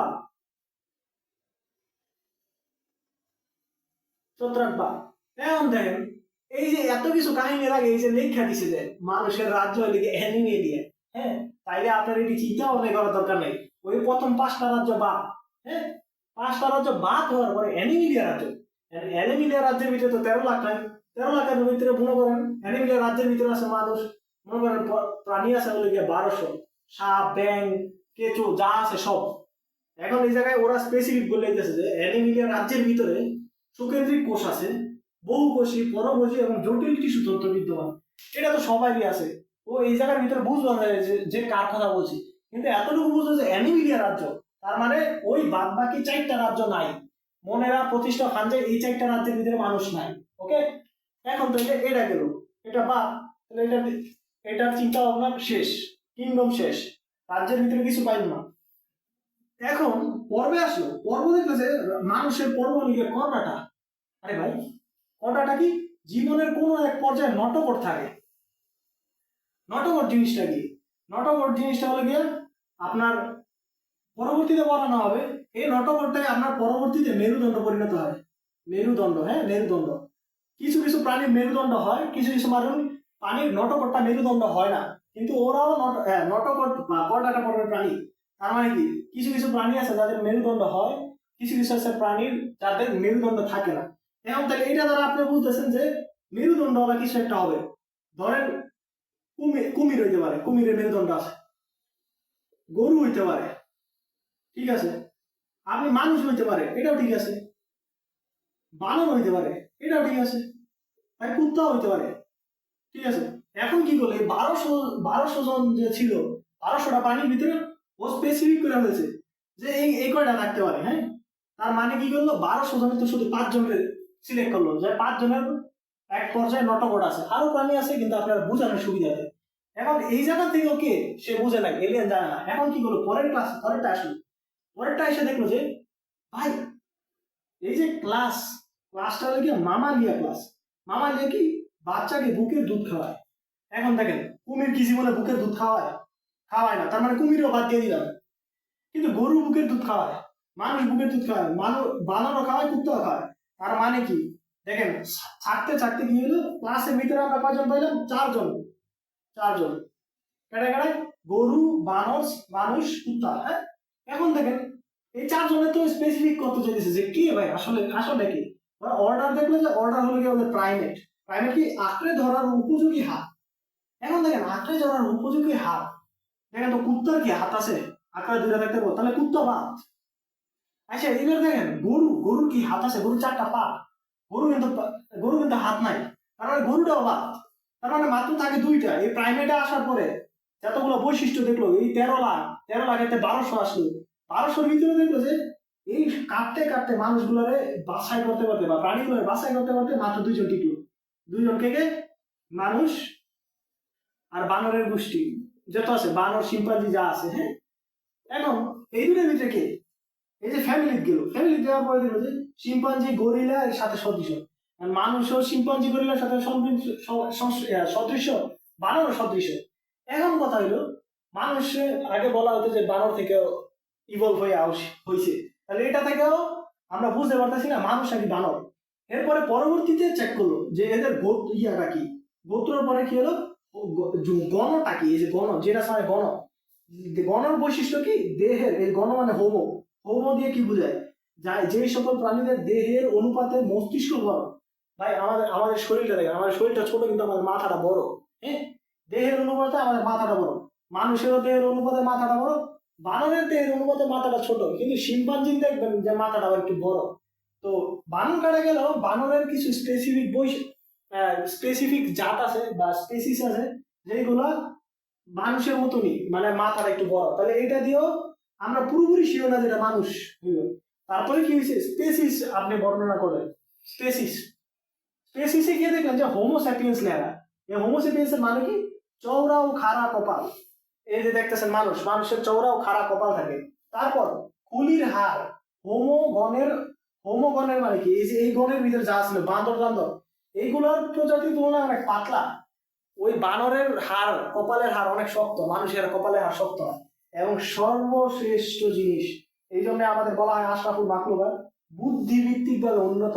মানুষ যেভাবে চিন্তা ভাবনা করতে পারে, মানুষ যেভাবে তাদের ব্রেনটা ডেভেলপ, বুদ্ধি বা চিন্তা শক্তি করার ক্ষমতা আছে, বানরের সেই চিন্তা শক্তি করার ক্ষমতা নাই। এই কারণে এইভাবে স্পেসিফাই করা হয়েছে যে মানুষ হোমোস্যাপিয়েন্স। বুঝাইতে পারছি?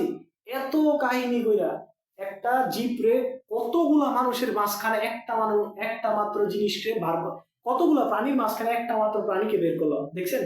এইভাবে এইটাই শ্রেণীবিন্যাসের উদ্দেশ্য, কম সময়ে কম পরিশ্রমে ইজিলি কিভাবে একটা স্পেসিস বা একটা জাতিকে, একটা প্রজাতিকে চিহ্নিত করা যায় বা আইডেন্টিফাই করা যায়, এটাই শ্রেণীবিন্যাস বিদ্যার কাজ। ওকে ওকে, আপনাদের মাঝে মধ্যে এমসিকিউতে আসবে বা আপনাদের বলবে যে মানুষের শ্রেণীবিন্যাসটা লিখো। মানুষের শ্রেণীবিন্যাস আমরা মুখস্থ করি বা আমাদের অনেক সমস্যা হয়, তাহলে এই কারণে এই জিনিসটা কি ইজি ভাবে লিখতে পারেন দেখাই।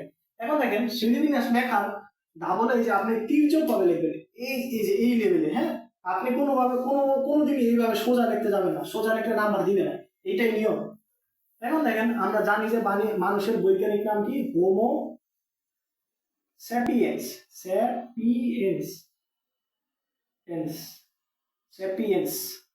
স্যাপিয়েন্স, ওকে, হোমো স্যাপিয়েন্স, হ্যাঁ ঠিক আছে, হোমো স্যাপিয়েন্স। এখন বৈজ্ঞানিক নাম, এই যে মানুষের বৈজ্ঞানিক নাম করা হয় দ্বিপদ নামকরণের ভিত্তিতে। দ্বিপদ নামকরণ মানে কি, এই গণ আর প্রজাতির ভিত্তিতে। এটা তো জানেনি, এটা হলো গিয়ে গণ আর এটা হলো গিয়ে মানুষের প্রজাতি, হ্যাঁ। তার মানে কি দেখেন, এই যে স্পেসিস, এই যে গণ মানে কি, গণ মানে হোমো, লিখে ফেলেন হোমো। এবং পরবর্তীতে স্পেসিসে আসলে ডাইরেক্ট লিখে ফেলবেন হোমো স্যাপিয়েন্স। তাহলে এই জায়গায় আপনার সমস্যা নেই। এখন দেখেন রাজ্য, মানুষ কোন রাজ্যের, অ্যানিমেলিয়া, এইটাও তো কোনোদিন সমস্যা হবে না, অ্যানিমালিয়া, এইটাও সমস্যা হবে না। এখন দেখেন পর্ব, এই যে ফাইলাম পর্ব, মানুষ কোন পর্বের, মানুষ হলে গিয়ে করডাটা পর্বে, কারণ ওদের মেরুদণ্ড আছে, আমি বুঝাইতে পারছি, করডাটা, CHORDATA, করডাটা, এই যে করডাটা, করডাটা, হ্যাঁ, করডাটা পর্বে, এইটাও সমস্যা হবে না। এখন দেখেন ক্লাসটা কি, ক্লাসটা মনে রাখতে হবে। ক্লাসটা হলে গিয়ে প্রাইমেট, PRIMATE, প্রাইমেট। আর অর্ডার হলে গিয়ে, অর্ডারের আগে আপনার দেখেন ফ্যামিলি বলতে বোঝায় হোম মনে রাখবেন, ফ্যামিলি বলতে বোঝায় হোমতে হোমিনিডি,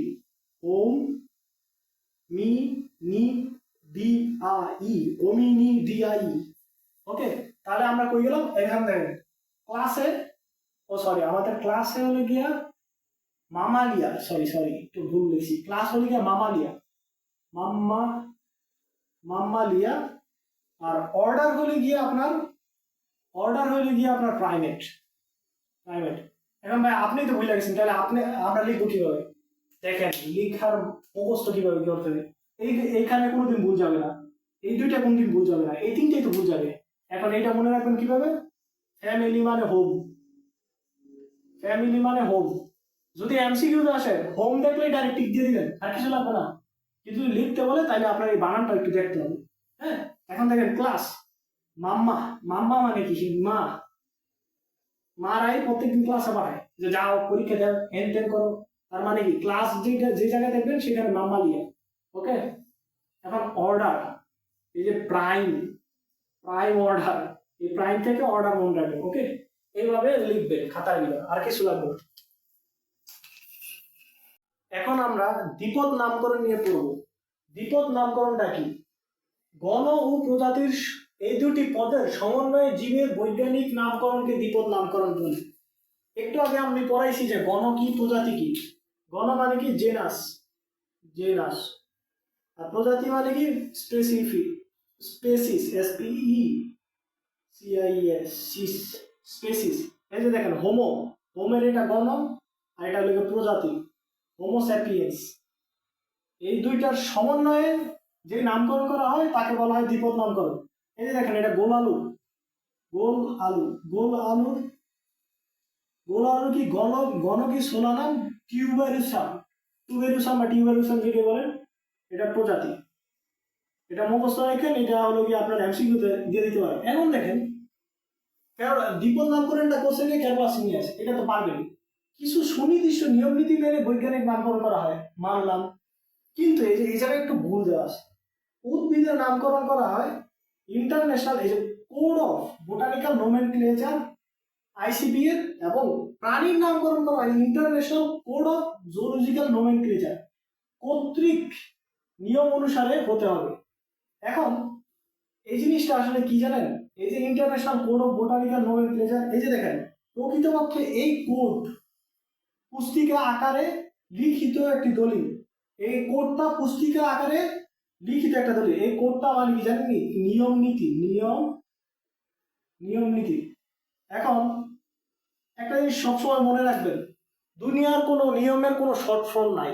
হ্যাঁ, বিভিন্ন সংস্থার শর্ট ফর্ম আছে, যেমন ঢাকা ইউনিভার্সিটি আমরা ডিউ লিখতে পারি, রাজশাহী ইউনিভার্সিটি আমরা RU লিখতে পারি, কিন্তু কোনো একটা নিয়ম রে আমরা সংক্ষেপে লিখতে পারি না। কিন্তু ওরা কি বলছে দেখেন, এই যে কোড, এগুলো তো code, international code of botanical nomenclature, এই জায়গায় ওরা সংক্ষেপে লিখে দিছে, এই জায়গায় সংক্ষেপে লিখে দিছে, আবার এটা লিখে দিছে কর্তৃক, মানে এদের কর্তৃক, বা এই নিয়মটা আবার কর্তৃক কেমন হইতে পারে, একটা সংস্থা কর্তৃক হইতে পারে। ঢাকা ইউনিভার্সিটি কর্তৃক একটা রেজাল্ট প্রকাশিত হয়েছে, এই নিয়ম কর্তৃক তো কোনোদিন হয় না। এই যে এই নিয়ম, এই বৈজ্ঞানিক নামগুলা, এই যে দেখেন বৈজ্ঞানিক নাম, এই যে যতগুলো বৈজ্ঞানিক নাম দেখতেছেন, এই বৈজ্ঞানিক নামের নিয়ম, নিয়মগুলা কি হয়, এই যে এইগুলা দ্বারা হয়, এই যে কোড দ্বারা নিয়ম কি হয়, নিয়ম কোড দ্বারা, কোড দ্বারা নিয়ম নামগুলা লেখা হয়। কিন্তু এই যে নিয়মগুলা দেয় কেটা, একটা সংস্থা দেয় না, সংস্থা, এই সংস্থাটার নাম হলো কি ICZN, ICZN, এবং ICZN এর ফুল মিনিং হলো গিয়ে এই যে ইন্টারন্যাশনাল কমিশন অন, এই যে অন অফ না, on botanical nomenclature, international commission on zoological nomenclature, এই দুইটা হলো সংস্থা, সংস্থা। এই সংস্থাগুলা কি করছে, সংস্থা, এই সংস্থাগুলা কি করছে, নিয়ম দিছে, এই যে এই দুইটা কোড দিছে, এই দুইটা কোড দিছে, এই কোড দিয়ে বলছে যে এই নিয়ম অনুযায়ী সবগুলা বৈজ্ঞানিক নাম হবে, এর বাইরে কোনো বৈজ্ঞানিক নাম অ্যাপ্লিকেবল না। ওকে, তার মানে এইটা আসলে সঠিক, এই দুইটা হলো সংস্থা, এই দুইটার কোনোদিন সংক্ষেপে নাম নাই, বুঝাইতে পারছি। কিন্তু আপনাদের SSC লেভেলে যদি ICZN বা ICBN এর ফুল মিনিং বলে, তাইলে আপনারা এই নিচেটা লিখবেন না, কারণ আপনাদের বইয়ের ভিতরে এটা দেওয়া নাই, তাই আমি এটা মুইচ্ছা দিলাম। খাতায় নোট করে রেখেন, কারণ পরবর্তীতে জীবনে লাগবে না। এটা মনে ভুল, সরি, এটা আসলে ভুল, কিন্তু আমাদের এটাই ঠিক লিখতে হবে, বুঝাইতে পারছি। এটা ছাড়া আমাদের আর কোনো উপায় নাই। যদিও এটা ভুল, এটা নিয়ম, এটা সংস্থা না, নিয়ম কর্তৃক অনুসারে, বুঝাইতে পারছি। তো তবুও যদি আসে তাহলে এটাই লিখবেন, কোড অফ কমিশন অন লিখতে যাবেন না পাটনামীদের। ওকে, ওকে, এখন আমরা দ্বিপদ নামকরণের কিছু নিয়ম দেখব। এই নিয়মগুলো মেনে দ্বিপদ নামকরণ করা হয় এবং বৈজ্ঞানিক নামগুলো করা হয়। দেখেন দ্বিপদ নামকরণের প্রথমটা কি, ল্যাটিন ভাষা বা তার মতো হইতে হবে।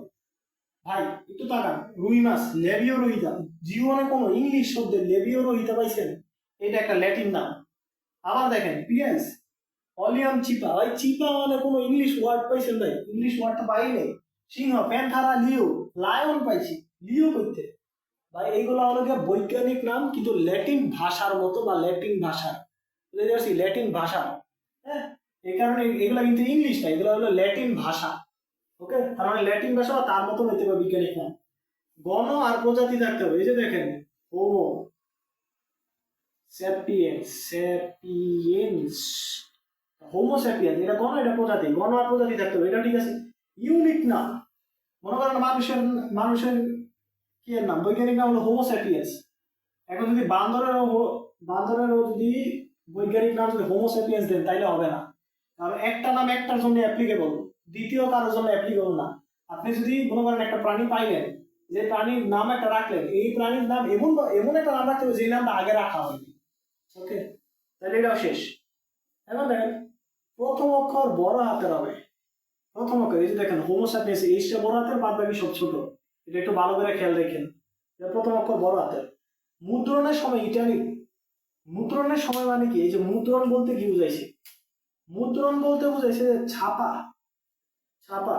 বা আপনার প্রশ্নের ভিতরে যখন থাকবো, প্রশ্নের ভিতরে এইভাবে হোমো স্যাপিয়েন্স থাকবো না, প্রশ্নের ভিতরে এরকম থাকবে হোমো স্যাপিয়েন্স, স্যাপিয়েন্স, এই যে এরকম বেকা, বুঝতে পারছি, বেকা থাকবে, সোজা থাকবে না, এটাকে বলে ইটালিক। হাতে লেখার সময় আলাদা দাগ থাকবে। এই যে দেখেন হাতে যখন লিখছি না, এই নিচে দুইটা দাগ দিয়ে দিতে হয়, দেখেন আমি প্রত্যেকটা দাগ দিছি। এই হাতে লেখার সময় নিচে একটা দাগ দিতে হয়। এখন দেখেন একই জীব কয়েকজন নামকরণ করলে প্রথম জনেরটা সঠিক হবে, এটা তো নর্মাল কথাই, আমি প্রথমে দিছি আমারটাই ঠিক। এখন দেখেন লাস্টেরটা, প্রথম বিজ্ঞানসম্মত মান দিলে, নাম দিলে, সরি মান না, নাম, নাম দিলে ওই বিজ্ঞানীর নামের প্রথম অক্ষর বা ওই বিজ্ঞানীর নামটা এবং ওই কত সালে দিছে। মনে করেন একটা নাম, এই অরাইজা সেটিভা, দুইজন দিছে, একটা একজন দিছে মনে করেন নামই দিছি আকাশ, তাহলে আমার না অরাইজা সেটিভা, এই অরাইজা সেটিভা, সেটিভা, হ্যাঁ সেটিভা, সেটিভার পরে আমি আকাশের এ থাকবো এবং 1752 থাকবে, কোথাও কথা। হ্যাঁ, তার মানে কি হলো দেখেন, দুইজন একই নাম দিছি, আমি দুইজন, সরি, দুইজন প্রথম বিজ্ঞানসম্মত মান দিলে, প্রথম বিজ্ঞানসম্মত নাম দিলে, সরি সরি, বিজ্ঞানসম্মত নাম। এখন মনে করেন আমি যে কোনো একটা নাম দিলাম, যে কোনো একটা নাম, ধরেন আকাশ লিও, ধরেন আকাশ লিও, আকাশ লিও একটা ভাতের নাম, মনে করেন ভাত, অরাইজা সিটি মানে ধান, ধানের নাম দিলাম আকাশ লিও এ, এ 1752। হ্যাঁ, আবার সে দিল কি অরাইজা সেটিভা 1753। এখন দেখেন এই বিজ্ঞানসম্মত নাম দিলে এবং কার নামটা গ্রহণযোগ্য হবে, কারণ আমি এক্সট্রা লাগিয়ে দিছি না, তাহলে আমার নামটা গ্রহণযোগ্য হবে, এবং আমার নামটা গ্রহণযোগ্য বিধায় এই আমার বৈজ্ঞানিক নাম এতটুকু হওয়ার কথা ছিল, এটার সাথে আমার এই নামটাও লাগবে, এই অক্ষরটাও লাগবে, সালটাও লাগবে। কারণ কি আমার না, আমি যে প্রাণীটার নিয়ে গবেষণা করছি, অন্য মানুষ ওইটা নিয়ে গবেষণা করছি, বুঝতে পারছি তো। যদি দুইটা মানুষ একটা জিনিস নিয়ে গবেষণা করে, তাহলে ওর নামের অক্ষরটাও থাকবে এবং ওর সালটাও থাকবে। ওকে, এখন দেখেন এই যে তিনটা নাম, রুই পেঁয়াজ সিংহ, সরি, রুই পেঁয়াজ সিংহ, রুই মাছ হলে লেবিও রুইতা, পেঁয়াজ অলিয়াম, এই যে অলিয়াম, অনিয়ন থেকে অলিয়াম মনে রাখবেন, সিংহ হলে প্যান্তারা, লিও, লিও মানে লাগা। এখন দেখেন 1753 সালে কেরালা সিনিয়াস কি করছে, এই যে একটা বই আবিষ্কার করছে, স্পেসিস প্লান্ট, প্লান্ট মানে উদ্ভিদ, প্ল্যান্টেরাম। এই জায়গায় কি করছে, উনি গণ আর প্রজাতির সংজ্ঞা দেন যে এটা গণ, এটা প্রজাতি, এবং বিপদ নামকরণ বা প্রবর্তন করেন, এইভাবে প্রবর্তন করেন, এবং এই বইয়ের ভিতরে এই নিয়মগুলো দেওয়া ছিল, বুঝছেন। ওকে, এখন আমরা পড়বো যে বৈজ্ঞানিক নামগুলা, এটাই আমাদের লাস্ট টপিক, বৈজ্ঞানিক নাম। দেখেন ধান, ধানের বৈজ্ঞানিক নাম হলো কি অরাইজা সেটিভা। এই যে রাইজা, রাইজা শব্দটা রাইস থেকে আসছে, রাইস, হ্যাঁ, রাইস মানে কি ভাত, ভাত মানে ডাল, তাহলে এটা গেল। হ্যাঁ, যদি চান আপনি এটা খাতায় লিখতে বা আপনার প্রশ্নে ক নাম্বার প্রশ্ন যদি আসে, তাহলে আপনি বানানগুলো দেখবেন, আর এমসিকিউ তো আসলে এইভাবে অ্যান্সার দেবেন। পাট, পাট হলো গিয়া কর্কোরাস ক্যাপসুলাইস। এখন এটা মনে রাখবেন কিভাবে, এই যে দেখেন চোর, চোর, এই চোরের তো মনে রাখবেন, পাট খেতে চোর গেছে, পাট খেতে, পাট খেত, সরি, পাট খেতে চোর, চোর গেছে, চোর পালায় পাট খেতে গেছে, পাট খেতে চোর গেছে। আম, ম্যাঙ্গিফেরা ইন্ডিকা, ম্যাঙ্গিফেরা না, ম্যাঙ্গিফেরা, ম্যাঙ্গি থেকে, ম্যাঙ্গি কোথা থেকে আসছে, ম্যাঙ্গো, ম্যাঙ্গো, তাহলে এটা মন থাকবে। কাঁঠাল, কাঁঠাল দেখেন, আর্টোকার্পাস হেটারোফাইলাস, এই আর্টো থেকে মনে রাখবেন আর্ট, আর্ট, ছোটবেলায় আমজাম কাঁঠাল, এই কাঁঠাল, কাঁঠাল আর্ট করতে দিত আমাদের।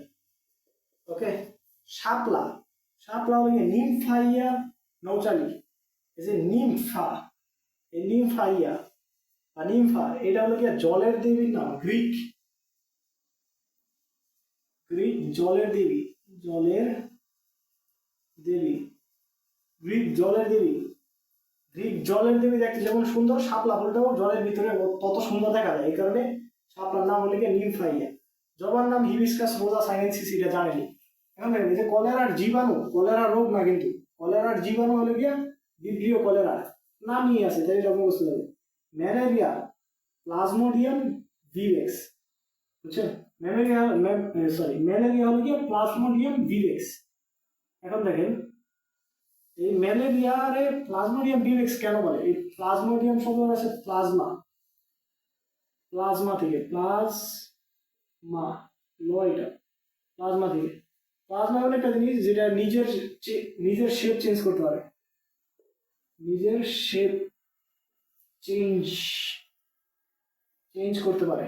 ওকে, ম্যালেরিয়ার জীবাণুটা একটু ভালো করে বলবেন। আরশোলা, পেরিপ্ল্যানেটা আমেরিকা না, প্ল্যানেট আছে না, প্ল্যানেট, এই প্ল্যানেট থেকে মনে রাখবেন আরশোলা।